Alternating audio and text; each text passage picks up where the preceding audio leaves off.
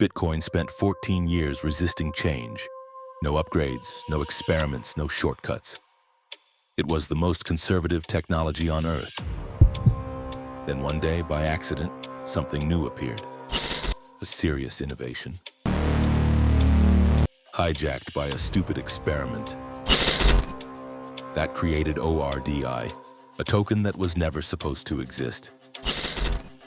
This is the story of a protocol that opened a door and of a community that rushed through it.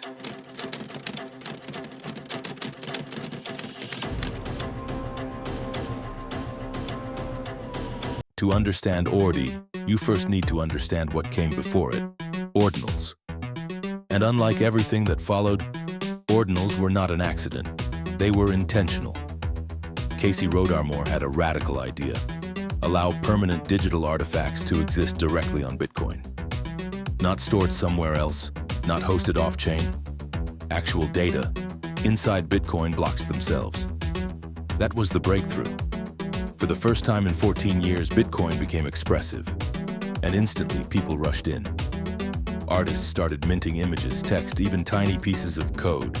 Collectors went crazy for early inscriptions, the first thousands, the first tens of thousands. Minting felt like mining.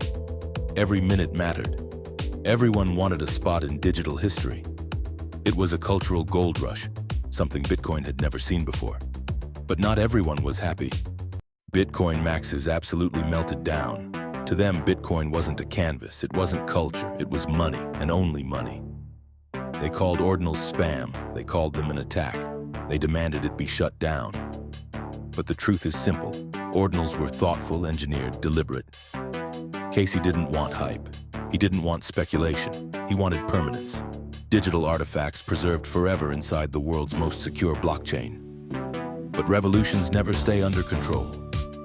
And by making Bitcoin expressive, Casey opened a door he never intended to open. A door that would lead directly to Ordi. In March 2023, a pseudonymous developer named Domo decided to try something.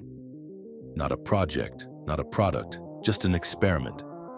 He wondered, if Ordinals can store text, could that text describe a token?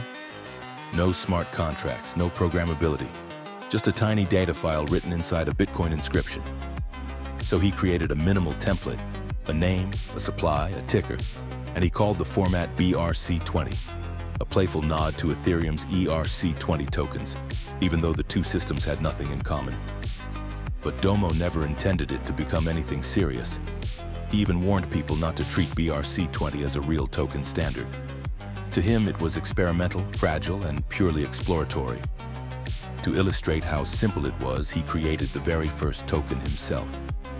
No utility, no plan, no roadmap. He called it Ordi, a small nod to Ordinals, Casey Rodarmore's system, a name that only developers would get because nobody expected it to matter. And at first it didn't. Ordi sat there for weeks, slowly minting out, almost completely ignored. For Domo, that was the proof. BRC20 would remain what it was meant to be, a niche curiosity. But the moment the mint finished, it set the stage for something nobody expected. When Ordi finally minted out, nothing happened at first. There was no marketplace, no exchange, no wallet support. You couldn't buy Ordi, you couldn't sell Ordi, you could barely transfer it.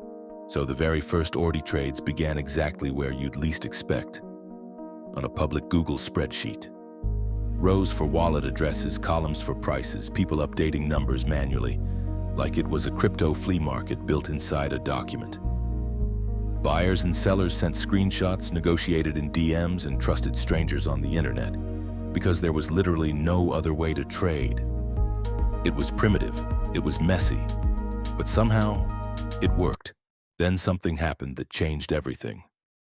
Unisat, a small wallet made for Ordinals, added support for BRC20 balances and transfers.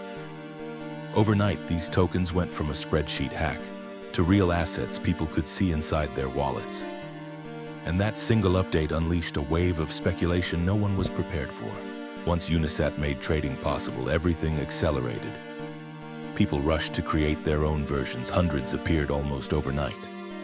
Ordi became the Genesis token, the first of its kind, the original inscription-based asset, and then the Bitcoin network started feeling it. Before all this, sending Bitcoin cost almost nothing, just a few cents. But during the BRC-20 frenzy, that same transaction could suddenly cost $20 or even $30. Imagine paying $30 just to move your own money. That's how congested the network became. Blocks filled up, transactions slowed down, and everyone could see something unusual was happening. Maxes were furious, Deegans were euphoric, and Bitcoin, the most conservative blockchain on Earth, looked completely overwhelmed by an experiment. And at the center of all this chaos was Ordi.